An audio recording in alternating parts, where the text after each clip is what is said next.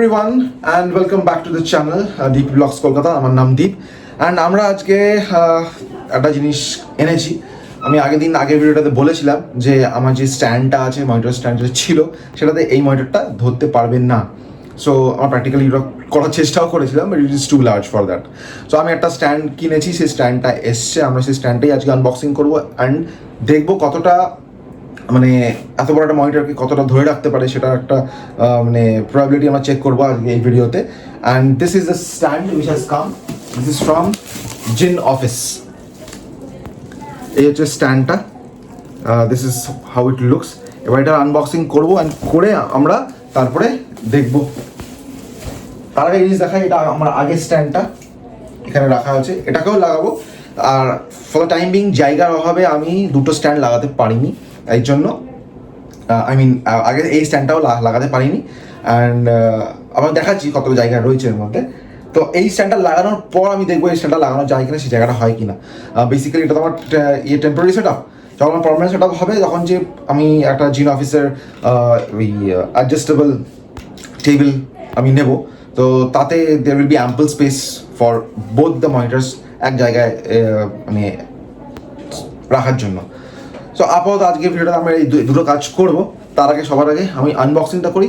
So let's get in to the unboxing. So this is the box. একবার check করে নিই কোথায় প্রাইসটা লেখা আছে।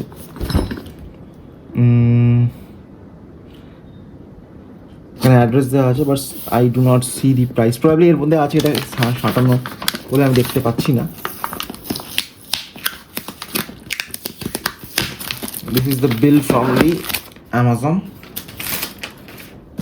আর প্রাইসের কোটিংটা কোথাও এখানে মেনশন করা নেই। না, এখানে আছে, দেখি একবার কোথায় লেখা। সো এখানে মেনশন করা আছে অ্যারাউন্ড 12,395, যেটা আমি ডিসকাউন্টে 6,000 টাকা 7,000 টাকার মধ্যে পেয়েছি।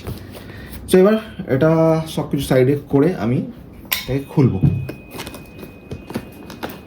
বক্সটার মধ্যে কী কী আছে আমরা দেখবো। This is the box. এখানে ম্যানুয়াল আছে আর লেখা আছে heavy duty counterbalance monitor arm. And এখানে কিছু মেনশন কি করা আছে। ভেজা compatible 75x75 100x100 49 inch max লেখা আছে, এটাতে ধরতে পারবে। অ্যান্ড আমাদেরটা হচ্ছে 43 ইঞ্চ। সো হয়ে যাবে। এটা মোস্ট প্রবাবলি ওয়ারেন্টি বা ডিসক্লেমার কিছুটা দেওয়া হয়েছে। Is just a disclaimer. Okay, এবার বের করবো আমাদের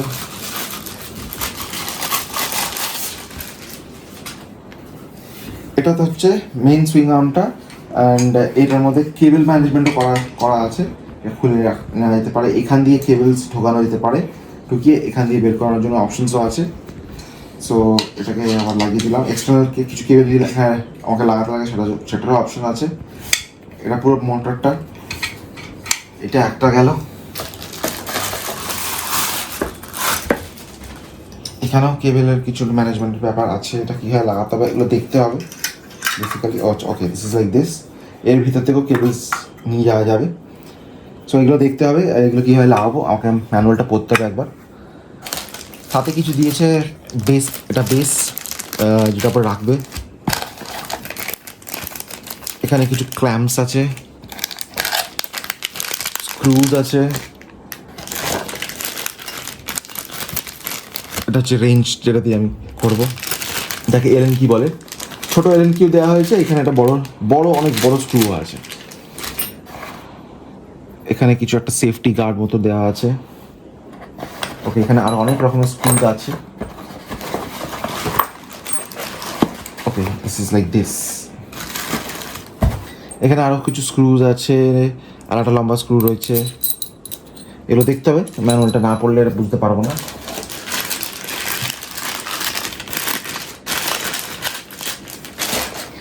this is the base. So এটা এখানে রাখলাম আপাতত। এখানে কিছু একটা স্ক্রু খুলে পড়লো। ওকে, এটা হলো হিরে মতি।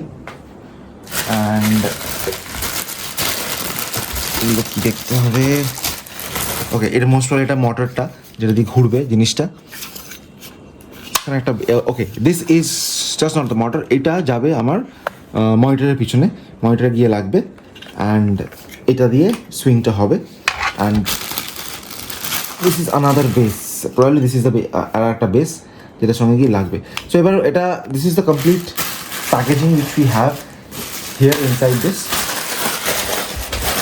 আমি সব কিছু সাইডে করে দিলাম, করে দেওয়ার পর আমি এই এটা পুরো পড়বো। So if you see this is the diagram.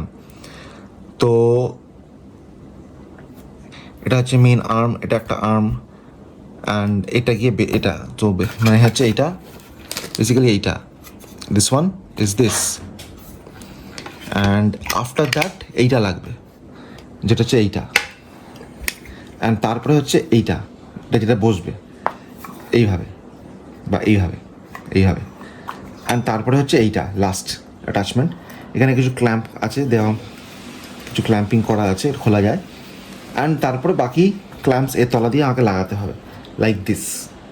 Okay okay okay, there are two types of clamping, yes. So এতগুলো জিনিস দেওয়ার কারণ হচ্ছে এখানে একটা টাইপ অফ ক্ল্যাম্পিং আছে এইভাবে, এখানে একটা টাইপের ক্ল্যাম্পিং আছে।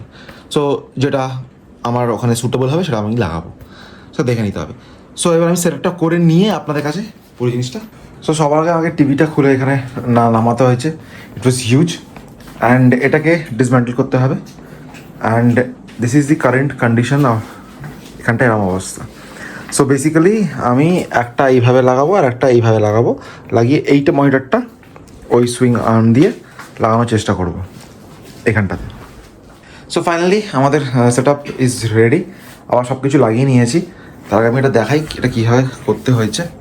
সো এখানে একটা রয়েছে এইভাবে লাগানো, এখানে আর একটা রয়েছে ব্ল্যাকটা লাগানো। সো দুটোই আমার এখন এইভাবে সুইং আর্মের ওপরেই লাগানো রয়েছে। So this is both the swing arms together.